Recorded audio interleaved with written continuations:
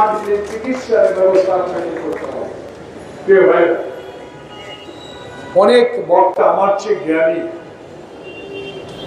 আমার চেয়ে অত্যন্ত অতন্ত্র প্রহরী এখানে আমার বাম এবং ডানে যারা আছে, আর আমার সবচেয়ে প্রিয় সাংবাদিক বন্ধুগণ, আপনাদের কথা নাই বা বললাম। আপনারা আজকে বাংলাদেশে আমাদের কথাগুলো মানুষের কর্ণগোচরে পৌঁছে দেওয়ার জন্য চেষ্টা করে যাচ্ছে। চেষ্টাকে বাধা দেয় এই সরকার, কারণ 109 বার আপনাদের প্রিয় সহযাত্রী এটিআর মামলায় যিনি কর্মরত ছিলেন, সাগর রুনির মামলা 109 বার পিছিয়ে দিল। লজ্জা হয় না এই সরকারের বিরুদ্ধে কথা বলতে? আজকে তাই জনগণ বলা শুরু করেছে। প্রিয় ভাইরা, ভারতে গেলেন 1 সপ্তাহে 2 বার, কি মধুর সম্পর্ক, কি প্রেম প্রীতি ভালোবাসা, আম পাঠান, লিচু পাঠান, ইলিশি পাঠান, কিন্তু গিয়ে ফেরত আসেন খালি হাতে।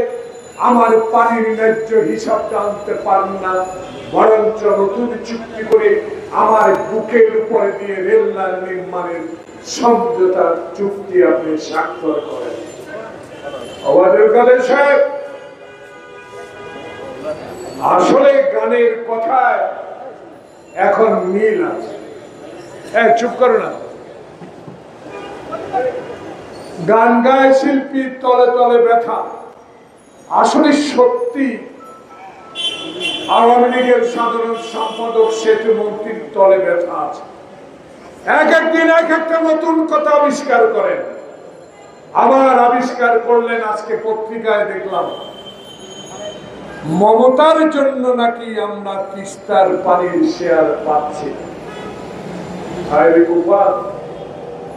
এত মন্দ আমাদের। এই মন্দের পিছনে আওয়ামী লীগ, এই কপাল খারাপের পিছনে আওয়ামী লীগ, যারা 25 বছর গোলামী চুক্তি স্বাক্ষর করে বাংলাদেশের স্বাধীনতার প্রতি অসম্মান দেখিয়েছিল, আবার নতুন করে আবার সমঝোতার স্বাক্ষরের নামে বাংলাদেশের স্বাধীনতা সার্বভৌমত্ব আজকে খর্ব করার পথে আপনারা। তাই আজকে বলতে চাই, অনুগ্রহ করে আমাদের কাদের সাহেব আরেকজন উপরে দোষারোপ করে বাংলাদেশের সার্বভৌমত্বের প্রতি আপনাদের যে অবজ্ঞা জনগণ বলা শুরু করেছে, তারই আরেকবার প্রমাণিত হলো আপনার কথা। হিন্দুস্তান সরকার তার আঞ্চলিক সরকারকে কি বলবে, কি করবে, কে চিঠি দিবে, এটা আমার বিষয় না। আমার বিষয় একটা, আমার দাবি পূরণ করতে হবে আপনাকে, না হলে আপনি ব্যর্থ সরকার।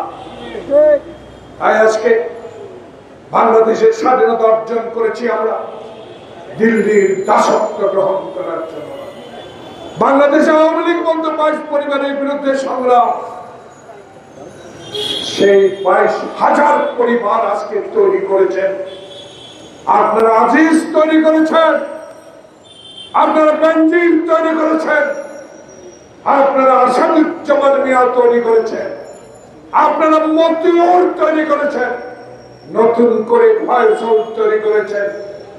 এক এক কাণ্ড তৈরি করে মানুষের দৃষ্টি অন্যদিকে সরাবার জন্য ছাগল কাণ্ড করেছেন। এসব কাণ্ডে কোনো কাজ হবে না।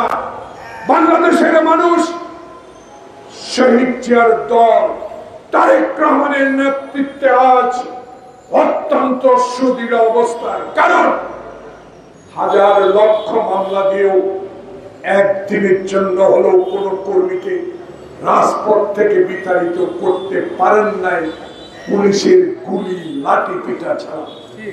পুলিশ ছাড়া শান্ত আওয়ামী লীগ, 1.5 কিলোমিটার দূরে আওয়ামী লীগ অফিস। আমরা এই কজন দাঁড়িয়ে আছি, বুকে আপনাদের সাহস নাই। কারণ 14 সালে বিনা ভোট, 2008 সালে মঈন আহমদ,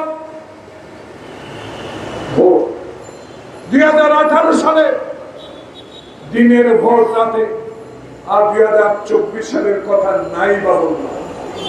প্রিয় ভাইয়েরা, আওয়ামী লীগের দুঃসাহস নাই, সাহস নাই।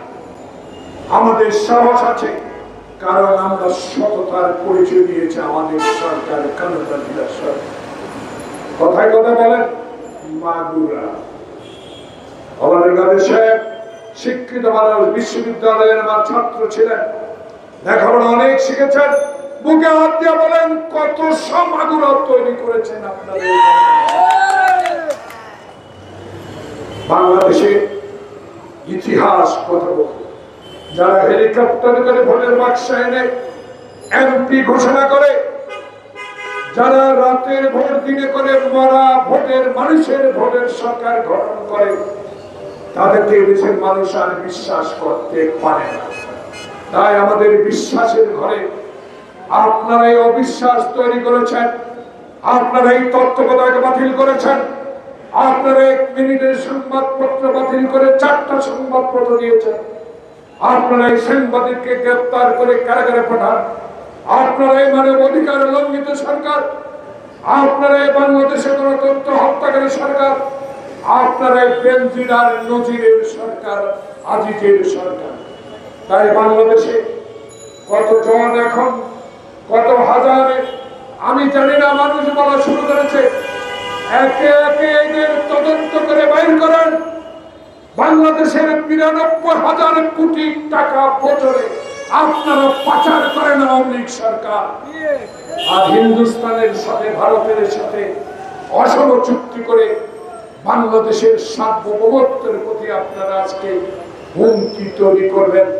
বাংলাদেশ জাতীয়তাবাদী দলের একজন সৈনিক, একজন কর্মী থাকতো, আমরা কোনোদিন এটা গ্রহণ করব না।